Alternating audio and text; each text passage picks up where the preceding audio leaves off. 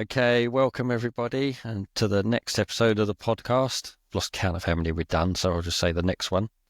Going to do something a little bit different this time.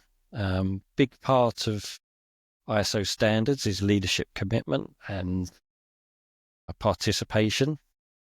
So we're going to do a little bit different, and we're going to speak to Nicola, who I'll introduce in a second. We're going to have a little chat about a leadership interview, basically. Kind of mock one up on the trials and tribulations in the construction industry, really. So a little bit different. We'll see how it goes. We'll just have a little chat. And organisations have to go through the context, risk and interested parties scenario in their ISO standards. So we're going to kind of do that a little bit. Okay, so Nicola, if you wanted to introduce yourself. Okay. Hi, Mike. So I'm Nicola from BSF Solid Surfaces. I run a family-run business with my brother Paul, which basically makes very beautiful high-end worktops, reception desks, wash troughs, and all sorts of other things for a product called Solid Surface. The biggest question here is, what is Solid Surface? And the answer is, it's basically a man-made stone that you can curve and shape into beautiful items that you probably don't even realise you notice and see every single day. So if you think of Starbucks or Costa Coffee, they have the server counters made out of it. But equally, we've worked in places like the Oxo Tower producing their high-end bar tops. So that's me, but second generation family business working with my brother Paul, which brings its own set of challenges. Doesn't it just? Yeah. I've probably Indeed. been auditing you 20 years, I'm guessing, about that. It's around 20 years. It's a long Was your time. father first? So, father first. Yeah, father first. My parents started the business in 1998 as an offshoot of a shop fitting firm that they had from about 20, 30 years prior to that. And I joined them 25 years ago. And yes, ISO has been a big part of our journey going forward, really. And it's made a big difference to how we do business over the years. Yeah, and you got 9001 and 14,001. We have, very proud to say that we finally achieved that this year. After putting it off for a long time, we finally bit the bullet and did it. And we passed, which is brilliant, amazing. I think, like, say, solid surfaces, people probably don't understand what that is, do they, really? No. But I like No. going around and spotting it now. Now I know what it is. It is. It's the invisible product that once you've seen it, you can't unsee it. And that's just how it works. Yeah. So, and it's amazing how much it's everywhere. Like I say, even if you go to somewhere like Westfield Shopping Centre, you will definitely see it, even if you don't realise it. So, yes, it's everywhere. Yeah, it is everywhere. Yeah, I like the egg you done for molten brown. So, yeah, that was cool. It's a really cool one. Yeah.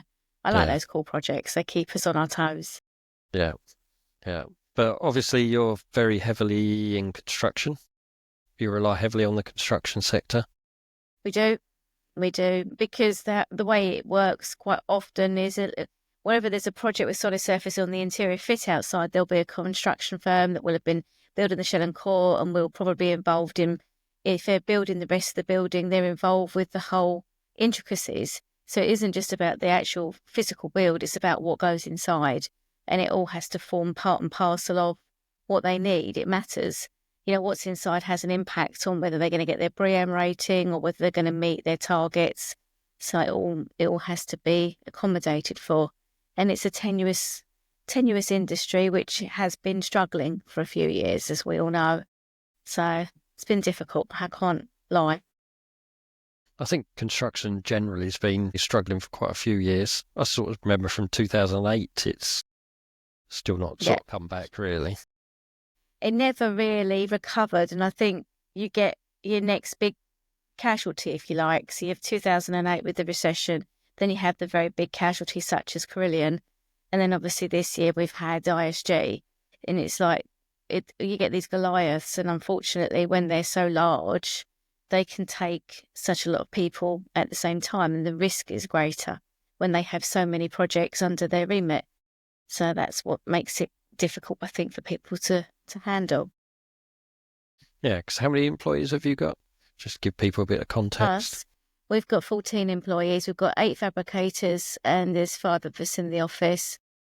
And then my father works part-time at home, and then we have 3 subcontractors that go on site for us. Roughly, who are the customer base? Are they the big big construction companies or Not small ones? directly, no. We deal with probably more of the mid-tier contractors. So you have some specialist contractors in there, joinery contractors, washroom contractors, and we do a lot of work with interior fit-out companies, particularly in London because we're so very close to London. So it just depends on the kind of work that's out there. But I would say our core business is interior fit-out. Yeah, and I guess people renew them quite often, don't they? The interiors. Every 5 or so years. Yeah, every 5 or so years. So it is revolving all the time. There is something always on the bubble, particularly in London. So, and like I say, we're very close proximity. So it does make sense for us to be our playing ground, if you like. So do you go back to the same building after when they decide to refit it, sort of 6, 7 years after or something? Does that happen Not often? very, not really, not very often. It might happen a different floor, but no, not really. So I haven't really noticed particularly that revisiting, but it doesn't mean they're not being redone. It just means that another element might be being changed. Interesting. Okay. Yeah, so we're going to dig a little bit into what you're facing at the moment, and won't be just be yourself, be a lot of other organisations in the construction sector, really. Yeah. So this will fit a lot of organisations, really, wouldn't it? Yeah. Oh, it's a big topic, isn't it? At the moment, there's so much we're facing. I mean, we've had a difficult year with regard to lots of productivity holes caused by delays in actual jobs moving forward. So obviously they were delayed at the beginning because of the election. People started to get a bit more comfortable, if you like. Now they've changed things like the employment law, and of course we've had the budget. These will now have more of an impact, and it's a perfect storm because we're trying to grow and survive and thrive, and then you've got these things that you now need to factor in that you didn't need to factor in before. And it is all at the same time, isn't it? They say you can't eat an apple pie all by itself with one mouthful, but we're expected to accommodate for a day one changes plus NI changes plus a very, very turbulent marketplace. So there's an awful lot for business owners, particularly in this industry, to be mindful of, because, we're people as well with personal lives, mental health to consider. We're not robots, so we do need to be safeguarding ourselves because we're no good to other people if we're not looking after ourselves either. So it is challenging. It is challenging, and you just got to try and keep a level head and think about what you can't control everything. So what can you control, and control that? Yeah, there's always something, isn't there? Always. You never get a nice 6 months where there's nothing No. changing No. for everyone really economically. No. Like say No. the election and then the budgets and things like that. So it's quite hard to keep on top of. Yeah. Since 2020, it has been like this, hasn't it? Really, it's been like one thing after another. Beginning with the pandemic, then all of those the strife that brought us. Then you've got the wars, then you've got all the other bits and pieces. It's kind of like you think everything's leveling off a little bit, and then bang, something comes out of left field to give you a bit of a surprise. So you just kind of got to roll with it, roll with the punches. What else can you do? How do you as a leader, though, keep on top of all those changes that are coming? Well, with help, to be honest, over the years, I've had to understand my limitations. So I do use an external HR consultant who has been brilliant, and she keeps us within where we need to be, and ideally helps us push forward. Things like monitoring the budget. I watched it, like many of us did. I've been following a lot of people and listening to a lot of things, and just basically trying to keep abreast, speak to my accountant, keep on top of what I need to do, have things in place to manage expectations. But it's a shame because what the consequence of the two actions together, the day one thing and the budget, are that a lot of business owners are going to be reluctant to take on people. So the employment is going to dwindle, isn't it? People aren't going to take the risk because there's a lot of risk now attached to giving someone opportunity. And I think that's one of the biggest shame that's come out of this, really. Yeah, definitely. I'll see what happens. See if anybody makes any reversal decisions in the fullness of time when it doesn't quite work how they anticipated. We'll see. You'll see. So obviously, a big part of running a business is understanding the customers, isn't it? Yes. And Yeah. what they're up to. How are your Yeah. sort of customers at the moment? Are they struggling as well? No, most of them appear to be coming out the other side of whatever difficulties they may have had. We were aware of those that were in the same position as us, where it had been quiet and they were waiting for things to break. I do think it doesn't hurt to reach out to your clients every so often and just check in, see if they're okay. Because some of them were hurt by the ISG. And obviously now everyone's waiting to see how that unfolds and who's going to pick up that business and are they still in the frame for the work they should have received? If they've won an order, will they still receive the order? That sort of thing. I just think they're all doing the same thing that we are, keeping an eye on all the factors and keeping your supply chain quite close, particularly if you've worked hard to create it, is something many of them are focused on. So it's not been as bad as it could. So do you actively speak to your customers then on a regular basis? Yeah. Yeah. Yeah. It's Obviously always been not our all of them, policy I to do guess, so. but You select those, don't you? I mean, obviously there are some that you don't have that relationship with, but those that we do have a relationship. But I don't just speak to clients; I speak to other competitors as well. We chew the fat and discuss what the impact has been. In terms of if they've had delays with material or if their jobs have been delayed, and just to see, how the land lies for all of us. Gives you a better idea of what the marketplace is doing as well, which doesn't hurt at the end of the day. Knowledge is power. But also, it's nice to be supported. So even if it's only a kind word, it's nice to be supported and to be supportive. it's nice to know you're not the only one that's going through something, isn't it, sometimes? It is. And to know that there's light at the end of the tunnel, because the chances are if one's really busy, then the rest of us will become really busy, because there's always a lot of work. If one person's really struggling with loads of work, it will need to be done, won't it? So it's nice to hear that the market is moving in the right direction. So do you focus more on nurturing the current relationships or looking for new customers, or a bit of both? No, we do both. We do both. We nurture our current base. We have things in place. We do regular follow-ups on our quotes. We nurture them through the process. If they buy from us or not, we nurture them anyway. And then they get added to our mailing list. So then they'll get regular touch points from us. And then we obviously actively look to bring in new clients. So an old client is just a new client waiting to come back into your stable, if you like. And a new client is someone that doesn't know they like you yet. So it's always about getting to make new friends, really, and see how you can grow together. I like that one. I'll steal that. It's true, though, isn't it? You don't know what you don't know. You don't know who you're going to like until you meet them. So give everyone an That's equal true. chance. That's true. And obviously we know each other, but a lot of what you do to try and get those relationships is networking, isn't it? You're quite active and going out and some of the forums and meetings and things like that. Try and get active in the industry, don't you?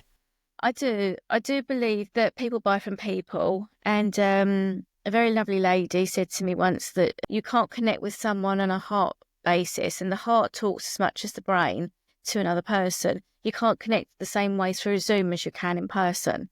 So it's important to try and get out and about and meet people and have those relationships with people. I just think that once you get to know someone, it's easier to do business with them, because if you've got a bit of common ground and you can have a laugh and have a conversation, it just makes them feel more confident. You're a real person. You're not, you're someone that gives a damn about their business, gives a damn about what they want to achieve, and you're on the same team. But you can't translate that over an email. No. But, and phone calls work as well. I mean, phone calls if I can't get out to see somebody, I'm a very big advocate of using the phone. And I'm concerned for the younger generations that that's a skill that they're losing, which, would pay them to actually nurture. So nothing beats human connection, does it? Oh, 100%. Yeah, you can't do it over Zoom, like you say, meetings online. It's okay. I think it's okay once you've built that relationship.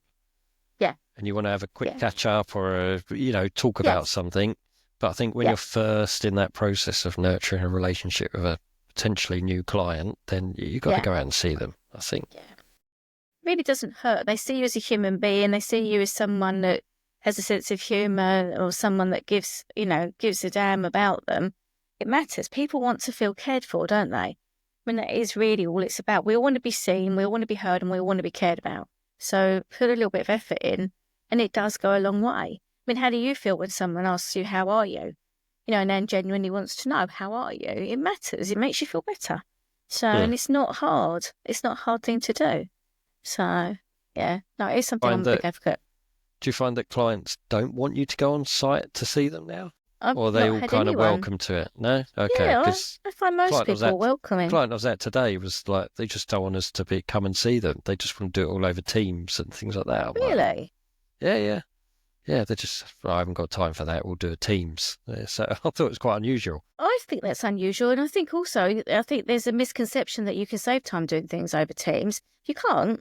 Not really, because sometimes it means that you've got to go away and find something out. But maybe if you're sitting in front of each other, you can hash that problem out quickly because you're together. It just makes a different dynamic.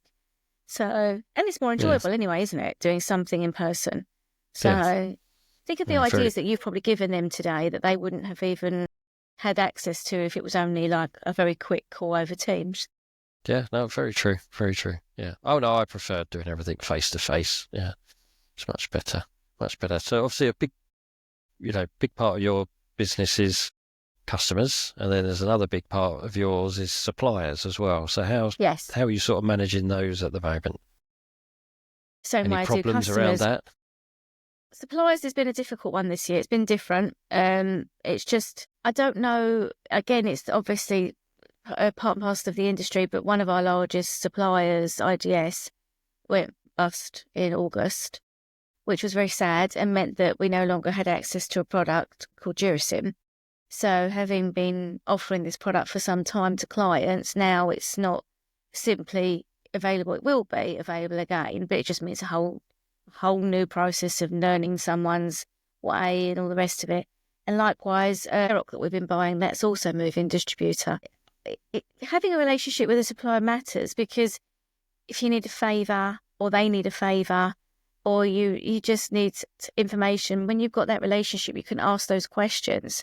When you're talking to someone that's never spoken to you before, yeah, they're going to help you. It's just not quite the same. I feel like cultivating those relationships means that if they get a lead or they know of someone that's looking for a fabricator, we're much more likely to be the person they recommend.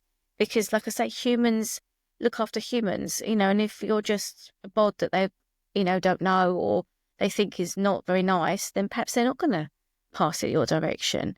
So, or look after you when you're finding yourself in a little bit of trouble and you need some help out. And it happens to the best of us. A job might come in today and I need the material tomorrow and I need to call in a favour. Well, that's when I need to have been, creating a relationship with those people to be able to ask for that. 100%. I don't think people appreciate what it takes to build those relationships with suppliers. They look at it as a transactional relationship, them and us, we just buy stuff and things like that. And I don't think enough organisations kind of think about nurturing those relationships, building that up so that you can, lean on them when you need to. Yeah. I think it's important. And then they can lean. Sorry, Mark, I didn't mean to speak over you then. But then they can lean on us too. And then there's a trust there, isn't there? Like when you say you're going to do something, they trust you. Whereas if they've generated a spec, they trust that we will follow the spec through and we give them no reason not to. Whereas if someone else was to win it, they might be nervous and they might interfere, and that might change the whole dynamic of that transaction and that process. It is worth it. I think nurturing relationships is key to business. So you think suppliers are just as important as customers? You can't supply anything to a client without buying it from a supplier. So from that point of view, and people don't have to sell to you. So if your supplier decided that, you know what, I don't like them, I don't want to supply to them, and they're prepared to cut their nose off to spite their face, which some people are, then you're left without any way of being able to do business with the client. So I think all people are. I also think that you don't know who you're dealing with, and someone who may be a supplier today may well be your customer of the future. Mm-hmm. So if you treat everyone equally and as nice as you can, I mean, we all have off days. I'm not saying I'm 100% nice to everyone all the time, but what I am prepared to do is say I'm sorry if I've been out of line with somebody, or if I very rarely lose my temper, but if I've had a whingy whine moment, then I would be prepared to go pick the phone up and go, do you know what, I was a little bit, I was a little bit harsh. The times I've been told that they didn't even realise I was being harsh, because that's nothing compared to what they've encountered Well, by other really? people. Yeah, definitely. But ultimately, if you treat everyone fairly, then you just, you don't know. The way I approach everything is, you don't know who everyone's best friend is. You don't know who their father-in-law is, mother-in-law is, who they rent from, who, do you know what I mean? You don't know their wider circle. So why alienate someone just because you've made an assumption about who they are? I don't like people doing that about me, so why would I do it about other people? That's all good points. Yeah. Do you see your suppliers as you go and visit them, just the same way as you would with your No, customers? I don't. That's a fair comment, actually. I don't. But I do find that they have been coming to visit us more frequently. Okay. So they probably view it the same way that we do, that they go out and see their client base and help create a relationship that way. And it does make a difference. It really does. People do, in our office in particular, they do appreciate relationships. Yeah, that's good. And obviously, another big part is your employees, Yes. isn't it? Yes. Obviously, that brings Yeah, its own challenges. it Without does. naming names or anything like that, are there things you're facing at the moment? Well, we've had a difficult year. It's been up and down. So we've had the busy times, we've had the quiet times. And sometimes I feel like employees, probably because I don't share enough sometimes, don't understand the dynamics of what that actually means to a business. And I think it would pay me to maybe explore that more with them, like what they mean to us as fabricators. But over the last 3 months, we've been making a conscious effort to engage with them more, explain to them more, get them involved more. We always got an open door policy anyway, so they come in anyway. But for me, I think it's all about making sure that they are respected. Yeah. But they're a big part of the business, aren't they? Without them, you wouldn't be able to Same with the service your clients. It exactly. all gels together, doesn't it? They're all part of the big wheel, aren't they? At the end of the day, we need all the spokes, otherwise the wheel can't turn. So, Hmm. and Yeah. the fact that they are, you know, they are who they are and they are how they are, but they're very skilled, very nice guys out there. And my team in here are very good as well. And we are all needed. We're all necessary to the business. So, Yeah, I suppose with a small business, you haven't got, it's not like a big corporation where some people don't have to do any work, do they? Let's face it. Big companies, we're small companies, everyone's got to play their part. It's very yeah, important that everyone chips it in, does is. their bit towards the same Yeah, goal. yeah. Makes a massive difference. And you can notice it if someone isn't pulling their weight or someone's had a couple of off days. I mean, yeah, everyone has one off day every so often, and that's fine, because you kind of go, well, you're obviously not, you're under the weather or whatever. But if it continues, then someone else has to pick up the weight if they're not doing their part. And it's heavy if you're doing someone else's job as well as your own. And yeah, you can't, there's nowhere to hide in here. So, not even for me. No, there's always someone there. Always. It's also a big part of kind of those relationships with employees is making sure they're in the same vision, or they share the vision, or they believe in your Yeah, vision. Is that something you try and communicate, what you're trying to achieve to get them on board? I do. I don't, I find that hard. I find that very difficult because sometimes I find it hard to articulate anyway, that someone who talks a lot, that is something I find hard to articulate what my end vision is or what my goal is. But I think it's that for them, everyone goes to work for a different reason, don't they? And there's a million reasons Hmm. why. It's not just about money. So for me, I want to grow the business. I want to keep people employed. I want to be able to, give people that come into the business unskilled or without qualifications the opportunity to have a craft and a skill and all the rest of it. And it's a legacy company. I want it to go on beyond. We're second generation. I'd like it to go on beyond. For my guys, I think it's more a case of they do a good job. They like what they do. They're good at what they do. They take pride in it between the hours of 8 and 5. And that's it. And that's their vision, is that they like their lives as they are. They don't necessarily want more responsibility. They enjoy working for us. They like to see their stuff out there and people admiring it and enjoying it. But that for them is enough. So it's not enough for me, but it is enough for them. And I've had to kind of accept that sometimes, that my drive doesn't match their drive. That's very true. Gary, you know Gary Vaynerchuk, don't you? Yeah. Yeah, he always says it's not their company. Don't expect them to do what you do. Don't do the extra hours. Work at home on weekends, after hours doing work. You can't expect anyone to do that because it's not their company at the end of the day, is it? Yeah, yeah. And Yeah. I think that's a fair comment, isn't it? I mean, it can be frustrating, but then everyone has a what's in it for them, don't they? And that's the thing to remember, what's in it for them. And it, like I said before, it's not necessarily going to be about money, but they'll still want something for it. Whereas I don't. I just want the business to grow and thrive. So I'm prepared to put that time in because I've got a different set of drivers to them. Yeah. Money's one of them, but it's definitely not the overriding. So what's the biggest challenge you're facing at the moment then? Oh, weathering this storm that we've been presented with by our current government, excuse me, which is on the back of the fact that it wasn't great. And I went to an event 2 years ago, and Sec Newgate, there was a guy there called Dyford, and he said how it was going to be.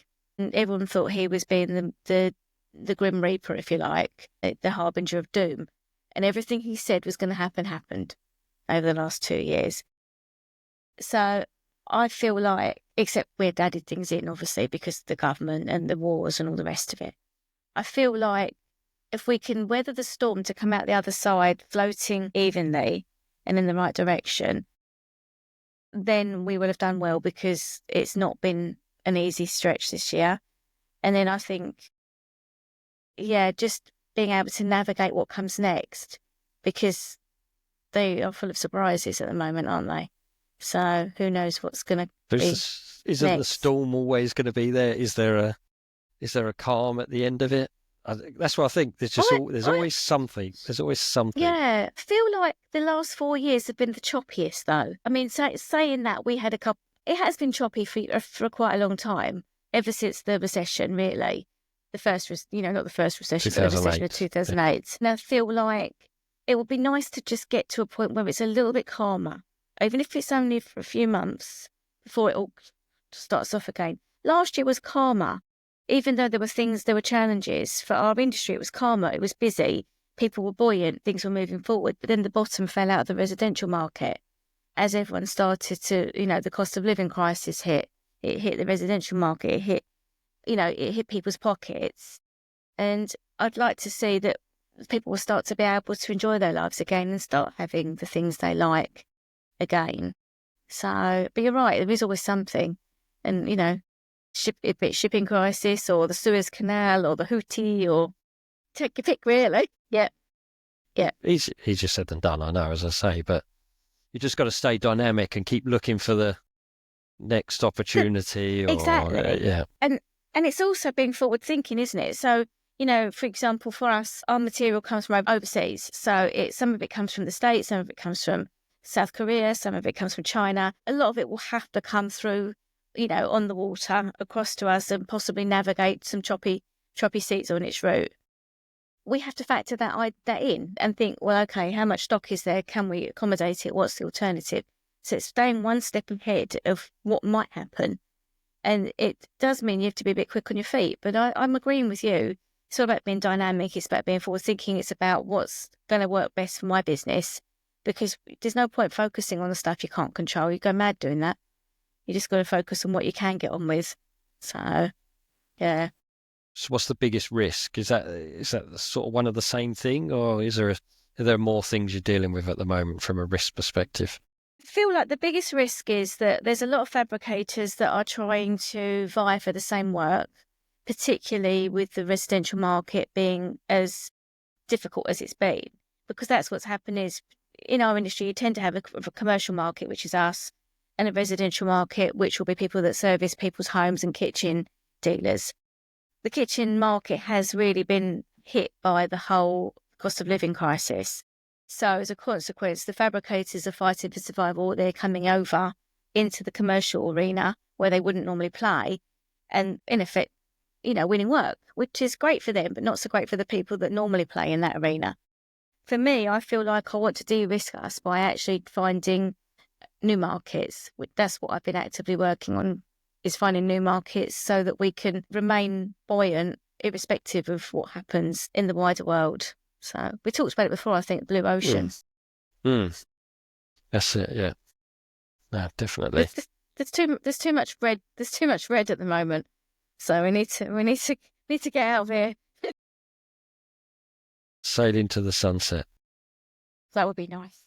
As long as it wasn't on a dinghy. Yeah, that's it. Or sinking, one with a hole in it. Yeah, exactly. Prefer a yacht, please.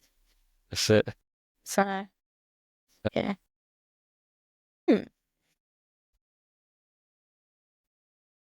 Yeah, there's another thing. Obviously, in all of this, you're trying to battle everything. You're having to kind of develop the business still in terms of resources, investment, and things like that for continual improvement. You can't sit still for too long, can you? And I know you've invested quite a bit over the last 12 months to bring certain resources up to a certain level, haven't you?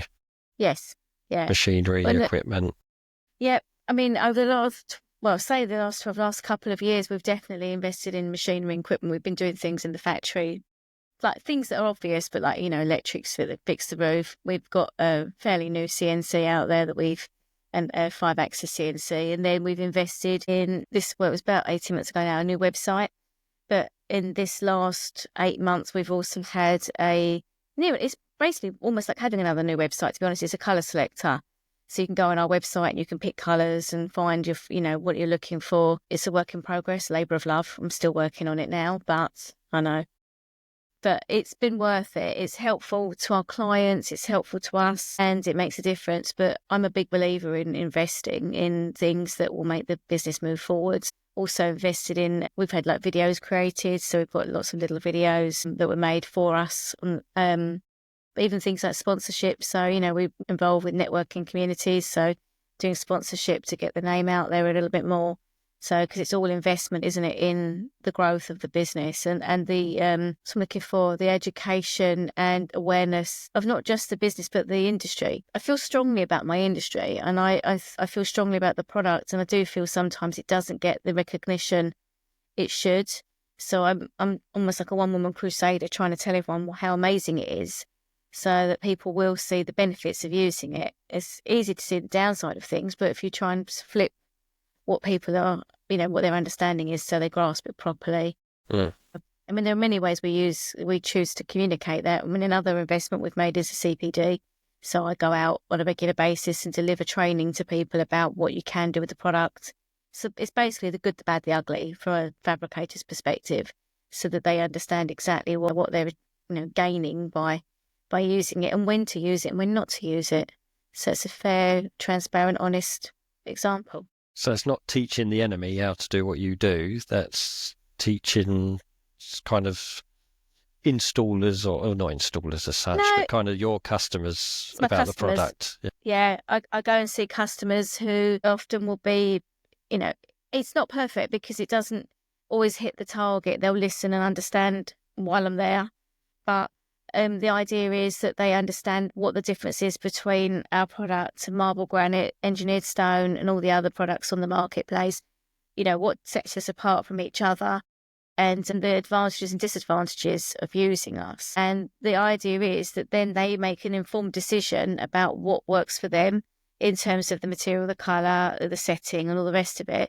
And also they understand what they need to have in place when we go to site, if we're going to install, because that makes a difference to the overall outcome if they actually do the processes in the correct manner.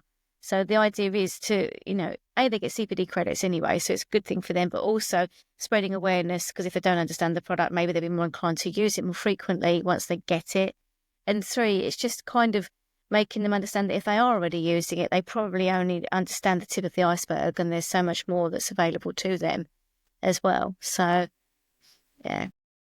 It's like you say, it's giving them the information so they can make informed decisions. That's another big part of ISO standards, isn't it? About that communication on the Yes. products and it's Yeah, just another mechanism. So have you it found that is. all of those little bits that you do, the website, the colour selector, educating, that helps bring in business? Definitely, undoubtedly. I mean, the CPD is quite a good lead magnet, really, because I can phone up clients and go, why aren't you buying from me? Because I'm quite basic like that. And then, Blunt. I am. Why aren't you buying from me? You should be buying from me. I am best. And then I'll go into the, once I've been cheeky, I'll go have you considered having a CPD? And, I can come and talk to your team and I'll happily deliver it. And I'll even throw in breakfast or lunch so that you don't, you're not hangry when you're watching me. And then kind of bring that kind of together. So, and that works well. And the colour selector has massively boosted things because people like to see what's available and get a good view of, if they put brown in, for example, it is going to give them all the browns of all the materials that's available, not just foisting on them one particular product. So, and I'm all about trying to give them all the information because we're customer led. So if they want a particular colour and they're looking for a budget, then that's how we try and help them. So, it's serve, not sell, isn't it, at the end of the day? You want to make sure they understand and they're happy with what they're, receiving. So, but yeah, the colour selector has done far better than it's exceeded my expectations. That's good. That's good to hear. That's good to hear. So you're doing anything around ESG as well? That kind of seems to be the buzz thing at the moment. Yeah. It's kind of slowing down and, a bit of that corporate responsibility. Yeah. Yeah. We are, but I think we don't shout about it enough. But we are looking at things, but, sponsoring various things and being mindful of our impact on other people. So, and one of my my networking buddies is very keen on that kind of corporate, like you say, corporate responsibility. So, yeah, it is a very big. I don't think I've done enough yet to be able to properly comment, or I've not got my brain into the what I should be doing place. So yeah, it's kind of the hot topic that everyone's looking at now, I think. yeah, sustainability is the hot one for us always, isn't it? So, and that's one we're always constantly looking at. But, and I mean, I guess that does come under ESG to a certain extent, but it's not the only thing you can do, is it? So, No. yeah, we support things like, obviously autism is close to my heart, so we support things like the Autistic Charity, stuff like that. But yeah, probably need to make a bit more of that. That's it. Shout louder. I think we're all guilty of that, though, aren't we? We do a lot of things and we don't necessarily shout about it. Yeah, yeah. It's not a bad thing. Not a bad thing. Keeps you humble. It does. I never really think to say anything. And I always feel a bit uncomfortable when I see people that do too much shouting. Like the only reason they're doing it is so they can shout. Hmm. But at the same token, people like to see that you're doing something. So it is a bit of a fine line, isn't it? Yeah, definitely. Definitely. Cool. Okay. Is there anything else you wanted to add about what you're facing at the moment as a leader, especially in the construction sector? Well, being a leader, I feel like, especially being a family business, my father, David, is a very, very strong character. My brother, Paul, is a very strong character. So am I the leader? I am, to a point, but they're very strong and they have very strong opinions. I think at the moment I'm facing that kind of, you're responsible for everything. And there's so much changed over the last few years that it's keeping on top of what I'm actually in charge of, like, what I'm responsible for knowing, what I'm responsible for looking after. Because, it's not cut and dried. Like the day one rule, for example, that's a big change that is my responsibility. But 2 months ago, it was different. Like the NI going up last week, that's my responsibility also. So it can be tough sometimes because everyone looks to you, but who do I look to? When you're there, like, well, send a few prayers up and hope for some help. I don't know, but yeah. And my father's retired, so it's not. I can't really expect him to be getting involved all the time. So it can be lonely at the top, to be fair, which is why I think finding the right network can help, because the one we go to, a lot of people share the same pain, have been through it, if not already going through it. You realise you're not alone. You're not alone. No, that's very true. Last week the guy who runs it he put something on our group, and I messaged him, and it was fortuitous because then he phoned me to check in and talk me through some stuff, and it did remind me of the benefits of having a wider circle of people that are in the same kind of position.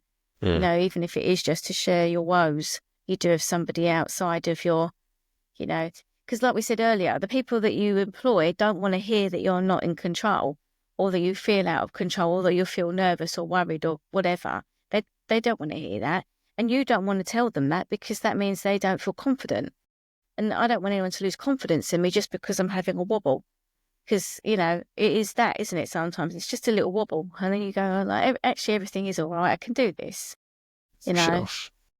Exactly. Like, puff up, let's go. That's Pick it. up your tomahawk and you're ready for another day. So, not that Yeah. I'm suggesting that I should be fighting all the time. Yeah. So, but yeah. Funny, I only just saw that message that you were talking about earlier, actually. Yeah, I missed it, but I know the one you're talking about. Yeah. Yeah. Yeah. No, it was very well timed, that one. So, yes. So Cool. there you go. Brilliant. Well, appreciate your time. It's been Thank you. interesting as always. Anything you want to add? How can people get hold of you?